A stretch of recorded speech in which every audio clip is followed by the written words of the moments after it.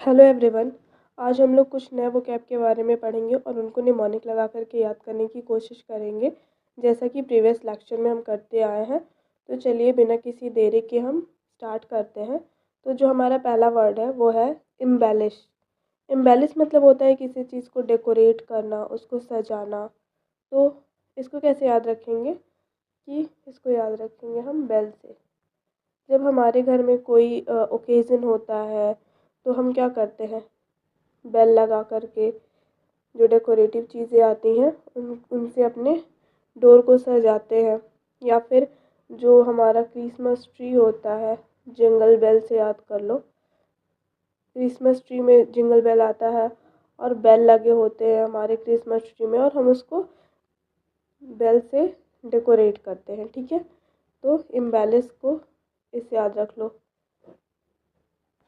Next है repudiate. Repudiate मतलब होता है रिजेक्ट करना, किसी चीज़ को त्याग देना। ठीक है, डिनाई कर देना। तो रेपू नाम का एक लड़का है। ठीक है, रेपू नाम का एक लड़का है और वो डाइट फॉलो नहीं कर पाता है। जब भी उसको डॉक्टर्स या फिर कोई भी उसके फैमिली मेम्बर्स डाइट के लिए उसको एडवाइस करते हैं या फिर उसको सजेस्ट करते हैं कि आप डाइट फॉलो करिए, तो वो उसको साफ रिजेक्ट कर देता है। भले उसका वेट काफ़ी बढ़ जाए बट वो डाइट को रिजेक्ट कर देता है। तो रिपुडिएट से याद कर लो, डिनाई या फिर रिजेक्शन किसी चीज़ का। नेक्स्ट है वेनरेट। वेनरेट मतलब होता है एक्सटॉल। एक्सटॉल का मतलब होता है किसी की तारीफ़ करना, किसी को प्रेज़ करना। ठीक है तो इसको कैसे याद रखेंगे, दोनों को याद करना पड़ेगा क्योंकि ये भी कोई कॉमन वर्ड तो है नहीं जो याद हो जाएगा।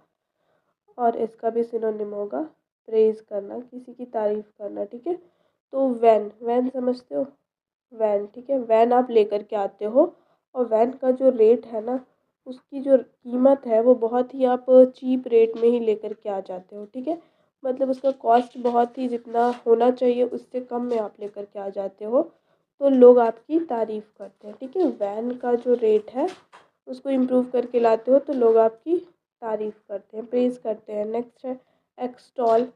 एक्स्ट्रा टॉल, कुछ लोग होते हैं ना एक्स्ट्रा टॉल होते हैं।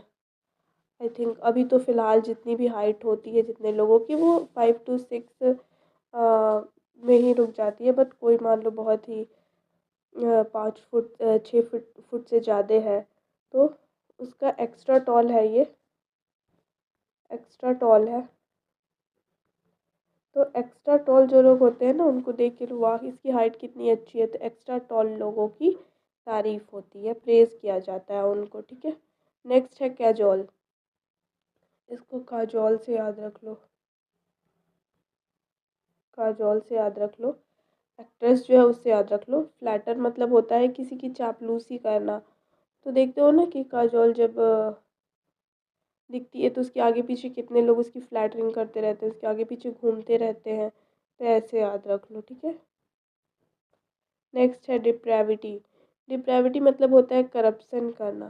ठीक है, तो करप्शन सबको पता ही होगा इसका वर्ड, तो इसको छोड़ देते हैं, डिप्रेविटी को याद करते हैं। तो मान लो एक कोई दी है जो कि रिलेटेड है पॉलिटी से। ठीक है, किसी पॉलिटिकल पार्टी की है या फिर कहीं की भी है और वो बड़ी करप्ट है, बहुत ही करप्शन करती हैं। और करप्शन करते वक्त क्या चाहिए, दी जो है उनका करप्शन में मन तभी लगता है जब उनको उनके प्राइवेट रूम में टी दे दी जाती है।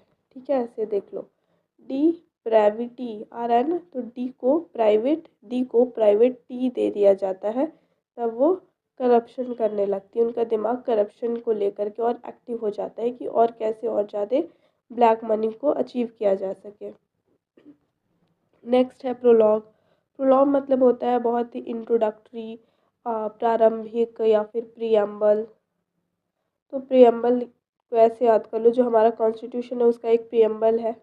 तो प्रियम्बल कभी भी वो इंट्रोड्यूस करता है हमारे कॉन्स्टिट्यूशन के बारे में, एक छोटा सा ब्रीफली उसको डिस्क्राइब करता है हमारे कॉन्स्टिट्यूशन को कि उसमें क्या है, तो वो उसका इंट्रोडक्शनरी पार्ट है, उसको इंट्रोड्यूस कराता है प्रियम्बल। तो ऐसे ही याद रख लो प्रो मतलब होता है पहले। ठीक है, और ऐसे लोग को याद रख लो। जो मतलब पहले पहले के जो लोग थे ना, वो अपने आप को बहुत ही अच्छा इंट्रोड्यूस करते थे, या फिर जो पहले के लोग थे वो कैसे थे, वो एक हमारे लिए इंट्रोडक्शन का काम करते हैं ना, कि उनसे हम बहुत कुछ सीखते हैं। या फिर वो हमारे लिए बहुत कुछ अच्छा करके गए हैं, वो हम उनके बाद आए हैं तो वो पहले आ गए हैं, तो इंट्रोडक्ट ही तो किए, इंट्रोड्यूस ही तो किए वो खुद को। तो पहले के लोग या फिर इंट्रोडक्शन अपना बहुत अच्छे से देते थे, या फिर उनको इंट्रोडक्शन की ज़रूरत नहीं पड़ती थी, सब उनको उनके काम से जानते थे। नेक्स्ट है टर्स। टर्स, मान लो टर्स का मतलब होता है ब्रीफ, बहुत ही शॉर्ट। ठीक है, तो आप किसी को बहुत ही लॉन्ग स्टोरी बताने लगते हो, ठीक है, बट उसके दिमाग में कुछ जाता नहीं है, तो आप क्या बोलते हो कि तेरे से, ठीक है, तेरे से मैं ब्रीफ में बातें करूँगी अब, क्योंकि तुम्हें तो लेंदी वर्ड्स या फिर कोई भी चीज़ अगर मैं डिटेल में बताऊँ तो समझ में नहीं आता है, तो तेरे से मैं ब्रीफली बातें करूँगी, अब ब्रीफली तुमको मैं डिस्क्राइब करूँगी कोई भी चीज़, लॉन्ग में डिस्क्राइब नहीं करूँगी। नेक्स्ट है प्लायबल। प्लायबल का मतलब होता है फ्लेक्सिबल, जो चीज़ें के अकॉर्डिंग अपने आप को ढाल ले, जहाँ पे भी जाए उस अकॉर्डिंग अपने आप को मेंटेन कर ले, उसमें ढल जाए, ऐसी चीज़ें। तो प्लाई, प्लाई जो होता है वो क्या होता है, फ्लेक्सिबल होता है ना, तो ऐसे याद रख लो। प्लाई एबल है, प्लाई जो है जो हम बेड वगैरह में लगाते हैं, प्लाई जो है वो एबल है, किसी भी चीज़ के अकॉर्डिंग अपने आप को ढाल लेगा। नेक्स्ट है कल्पेबल। कल्पेबल मतलब होता है किसी पे आरोप लगाना, दंडनीय अपराध, ऐसा कुछ है। कल्पेबल मतलब दंडनीय, तो इसको याद कर लो कल।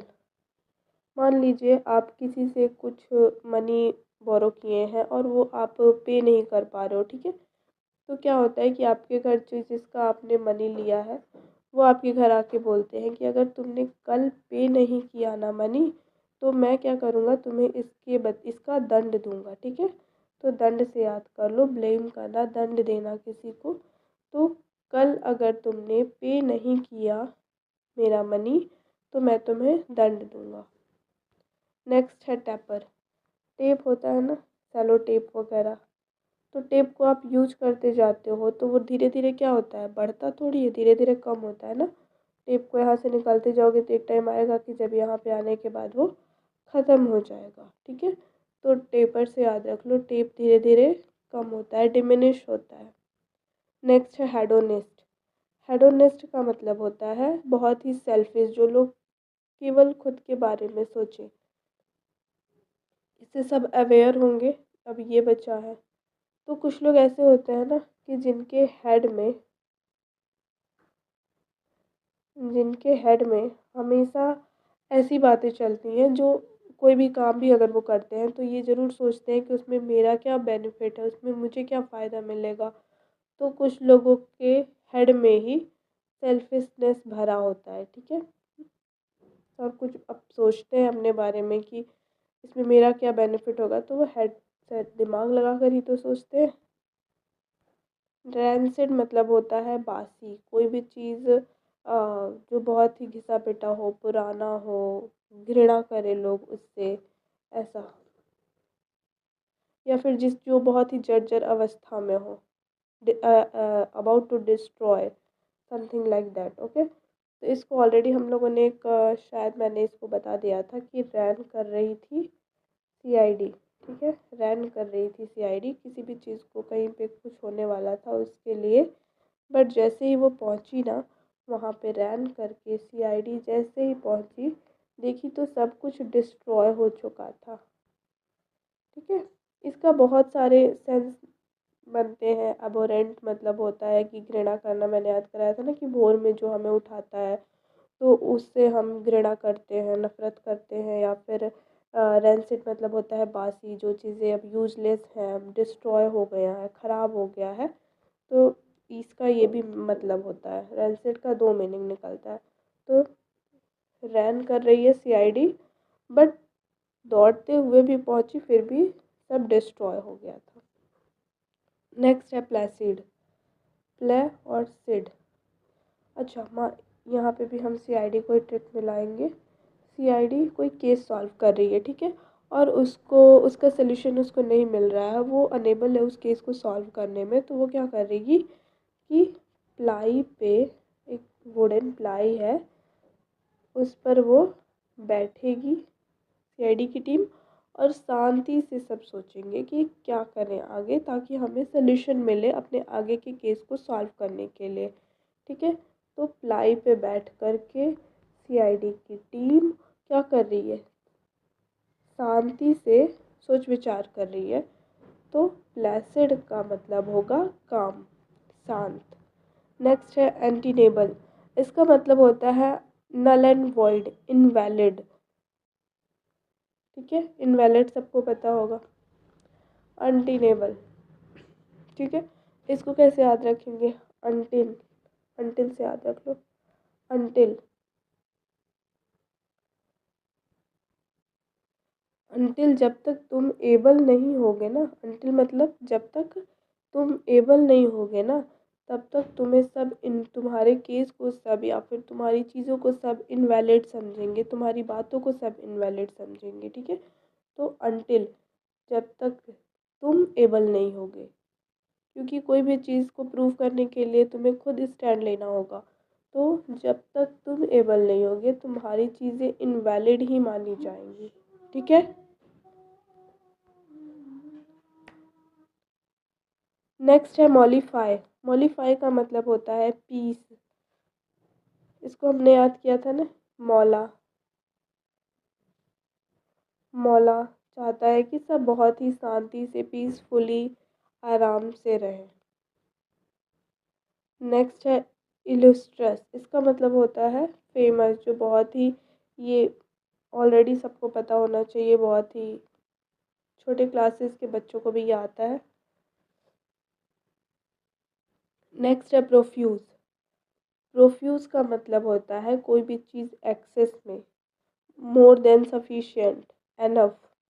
तो इसको याद रख लेंगे कि मान लो कि कोई नया नया प्रोफेसर बना हुआ है, ठीक है, और वो अपनी पहली क्लास लेने के लिए आता है, ठीक है, और क्या करता है कि उसको लगता है कि अभी पहली क्लास है भाई, बच्चे तो कम ही होंगे, बट पहली क्लास में ही उसके एक्सेस बच्चे हो जाते हैं, ठीक है, जैसे जितना उसने सोचा होता है उससे बहुत ज़्यादा बच्चे हो जाते हैं, ठीक है, आ जाते हैं क्लास में उसके। तो प्रोफेसर जो होता है वो फ्यूज़ हो जाता है, फ्यूज़ हो जाता है, ठीक है, प्रोफेसर फ्यूज़ हो जाता है कि इतने सारे बच्चों को देखकर, एक्सेस में बच्चों को देखकर, प्रोफ्यूज़, ओके। नेक्स्ट है लेथार्जिक। लेथार्जिक मतलब होता है जो बहुत ही डल है, सुस्त है, वैसे लोगों को लेथार्जिक बोलते हैं। डोरमेंट, ठीक है, डोरमेंट वोल्केनो होता है ना, कि एक एक्टिव होता है, एक डोरमेंट होता है। एक एक्टिव जो हमेशा वोल्केनोज आते रहते हैं, और डोरमेंट जो कई सालों के बाद आते हैं या फिर नहीं भी आते हैं। खैर ये हमारा टॉपिक नहीं है। लेथार्जिक का आपको कैसे याद रखेंगे, इसको हम याद रखेंगे लाठी चार्ज, ठीक है। मान लो आप अपने घर में बहुत ही शांति से दिन भर डल बन के पड़े रहते हो, लेथार्जी की तरह रहते हो, सुस्त पड़े रहते हो, तो आपको क्या करेंगे, घर वाले लाठी चार्ज करेंगे आप पे, आपको एक्टिव करने के लिए। दिन भर कोई भी पड़ा रहेगा घर में तो उसके पेरेंट्स उसको मारेंगे, भाई तुम्हें एक्टिव होना चाहिए, इस एज में तुम्हें पढ़ाई करनी चाहिए और तुम डल बन के बैठे हुए हो। ठीक है, तो लेथार्जिक लाठी चार्ज से याद कर लो। नेक्स्ट जो है वो हमारा है डर्थ। डर्थ का मतलब होता है सूखा पड़ना, ठीक है। इसको हम लोगों ने कैसे याद किया था, एक तो हम लोगों ने मर्थ याद किया था, इसका मैं ट्रिक बताती हूँ। हम लोगों ने इसमें अप्लाई किया था कि माँ अर्थ, और इसका मतलब होता है हैप्पी, ठीक है। माँ अर्थ सबको हैप्पी देखना चाहती है, सबको खुश देखना चाहती है, और यहाँ पे है डर्थ। तो माँ अर्थ सबको खुश देखना चाहती है, और डर्थ का याद कर लो डियर अर्थ। वो तो सबको खुश देखना चाहती थी, बट आपने क्या किया, आपने ऐसा कुछ किया कि सूखा पड़ गया, तो आप बोलते हो डियर अर्थ सॉरी, हमारे कारण ड्रॉट पड़ गया। तो डियर अर्थ से याद कर लो डर्थ, या फिर डियर अर्थ नॉर्मली अगर इसको डियर अर्थ भी याद कर लोगे ना तो इसका ट्रिक बन जाएगा डियर अर्थ डर्थ। डर्थ मतलब ड्रॉट, सूखा पड़ लेना। या फिर मर्थ अगर याद कर लोगे, माँ अर्थ सबको हैप्पी देखना चाहती है तो उसका अपोजिट है ये डर्थ, इसका सैड भी हो सकता है। नेक्स्ट है वॉल्यूमिनस। वॉल्यूम आकार, यहाँ पे आकार है, ठीक है, होता है ना एरिया, वॉल्यूम किसी चीज़ का कितना साइज में वो बड़ा है तो बिग। नेक्स्ट है एक्सॉल्ट। एक्सॉल्ट मतलब होता है किसी की तारीफ करना, किसी को प्रेज करना। आप किसी के घर खाना खाने जाते हो, ठीक है, और वो क्या करता है कि एक्स्ट्रा सॉल्ट डाल देता है, बट क्या करोगे आप, कुछ बोल तो सकते नहीं हो। तो एक्स्ट्रा सॉल्ट होने के बाद भी आप क्या करते हो, उसके खाने की तारीफ करते हो, प्रेज करते हो उसको। नेक्स्ट है पेटुलेंस। पेटुलेंस मतलब होता है बैड टेम्पर्ड, जो छोटी छोटी बातों पे चिड़चिड़ा हो जाए, गुस्सा हो जाए, इसको याद रख लो पेटू से। जो लोग पेटू होते हैं ना, उनको अगर खाना नहीं मिलेगा तो वो तुरंत चिड़चिड़ा हो जाएंगे, तुरंत गुस्सा हो जाएंगे लोगों पे। तो पेटुलेंस को ऐसे याद रख लो, बैड टेम्पर्ड। नेक्स्ट है क्लैंडेस्टाइन। क्लैंडेस्टाइन मतलब होता है कोई भी चीज़ गुप्त, छुपा हुआ, कंसील्ड। इसको याद करेंगे हम कैंडल, ठीक है। आपके घर में मान लो कि कोई घुस आता है, अंधेरा है, कोई घुस आता है, तो आप क्या करोगे, कैंडल जलाओगे, बट धीरे धीरे गुप्त तरीके से कैंडल जलाओ, देखना है कि कौन आया है चोरी से, ठीक है। तो क्लैंडेस्टाइन को याद कर लो, गुप्त, कंसील्ड, छुपा हुआ। नेक्स्ट है लैकोनिक। लैकोनिक मतलब होता है ब्रीफ, या फिर पिदी, पिदी सामने याद किया था ना, स्मॉल, ठीक है। तो लैकोनिक, एक आता है ना आइकॉनिक का काजल। आइकॉनिक का एक काजल आता है जिसको लगाने से आँख बड़ा हो जाता है साइज में, बट क्या हुआ, आप पे उल्टा असर कर गया, आपकी आंखें छोटी हो गई और ब्रीफ हो गई, स्मॉल हो गई, ठीक है। आप पे उल्टा असर कर गया आइकॉनिक का, क्योंकि वो आइकॉनिक का काजल नहीं था, लैकोनिक था। नेक्स्ट है ऑगमेंट। ऑगमेंट मतलब होता है किसी चीज़ का इंक्रीमेंट होना, इंक्रीज, इंक्रीज होना कोई चीज़ का, ठीक है। तो मान लो आप अगस्त में मिंट, आपके घर में कोई ऐसा बोलता है, ऐसा कुछ है नहीं, बस याद कर लो, अगस्त में मिंट खा लिया, ठीक है, अगस्त का महीना चल रहा है और उसमें मिंट खा लिया, तो क्या होंगे, तुम्हारा दिमाग बढ़ जाएगा, ऐसा बोला जाता है, ठीक है। आपके घर में कोई आया है और वैसे ही मनगढ़ंत कहानी बना रहा है कि अगस्त में अगर तुम मिंट खा लोगे ना तो तुम्हारा एग्ज़ाम तुरंत क्रैक हो जाएगा, यहाँ तक कि तुम फर्स्ट रैंक ला सकते हो, तो अगस्त में मिंट खा लो। नेक्स्ट है रप्चर। रप्चर मतलब होता है ब्रेक, किसी चीज़ का टूटना, ब्रेक होना। यहाँ पे क्वेश्चन है, रैप्चर का मतलब बताओ मुझे। मैंने जब ये रैप्चर जब मैंने वर्ड वहाँ पे डिस्कस किया था, तो वहीं पे मैंने इसका भी और इसका भी दोनों का मीनिंग मैंने क्लियर किया था कि इसमें कंफ्यूज मत होना, दोनों को मैंने ट्रिक से याद कराया था, या वहाँ पे रैप से याद कराया था मैंने। और इसका आंसर अब आप लोग मुझे कमेंट में बताइए, यहाँ पे होगा रप्चर मतलब ब्रेक होना। अगर उस लेक्चर पे कोई विज़िट किया होगा तो दोनों को क्लियर कर पाएगा और उसका निमोनिक भी आराम से लगा पाएगा और याद भी होगा दोनों। नेक्स्ट है स्ट्रेंज। स्ट्रेंज मतलब होता है किसी चीज़ का बहिष्कार कर देना, किसी को त्याग देना, ठीक है, बाइकआउट कर देना। तो मान लीजिए कि एक गांव है, ठीक है, इस गांव में इसका उस गांव का जो रेंज का है ना, एरिया का जो एरिया है वो इतने ही डिस्टेंस में है, और ऐसा बोल लोग वहाँ के बोलते हैं कि जो भी इस रेंज से बाहर जाएगा ना, ठीक है। इस रेंज से जो भी बाहर जाएगा उसको उसको बाइकआउट कर दिया जाएगा, उसका बहिष्कार कर दिया जाएगा। तो इस रेंज से जो भी बाहर जाएगा उसको बाइकआउट कर दिया जाएगा। स्ट्रेंज मतलब होता है बाइकआउट कर देना, बहिष्कार कर देना, उसको वापस नहीं आने दिया जाएगा। एक फिक्स लिमिट कर दिया गया है कि इससे ज़्यादा नहीं जाना है किसी को बाहर। ठीक है। मोरोज, रोज़, इसे याद कर लो। मान लो आपको कोई रोज़ नहीं दिया, ठीक है, तो आप सैड हो गए। ठीक है। या फिर आपकी माँ ने आपको रोज़ नहीं दिया तो आप सैड हो गए कि सबकी माँ सबको रोज़ दे रही है, मेरी माँ मुझे रोज़ नहीं दी, तो रोज़ ना मिलने की वजह से आप सैड हो गए। नेक्स्ट है डॉगमेटिक। डॉगमेटिक मतलब होता है एकदम कट्टर, स्टबॉर्न, इनफ्लेक्सिबल, जो बहुत ही कट्टर टाइप का हो, बहुत ही ज़िद्दी हो, सख्त हो, इस सेंस में जाएगा डॉगमेटिक। इसको याद कर लो डॉग से। डॉग का बिहेवियर कैसा होता है, बहुत ही ज़िद्दी होता है ना। या फिर जो डॉग की पूँछ होती है वो इनफ्लेक्सिबल होती है। वैसे वो फ्लेक्सिबल होती है बट वो ऐसी ही रहेगी, कितना भी आप नीचे कर लो वो इतनी ज़िद्दी होती है, वो ऊपर ही उठेगी, नीचे सीधे नहीं, नीचे नहीं आएगी, सीधे नहीं रहेगी, वो ऊपर ही जाएगी। वो इनफ्लेक्सिबल है, ज़िद्दी है, कट्टर है। ओके, तो आज के लिए इतना ही रहने देते हैं। आगे भी कुछ वर्ड्स आएंगे और उनको निमोनिक लगा करके हम याद करेंगे।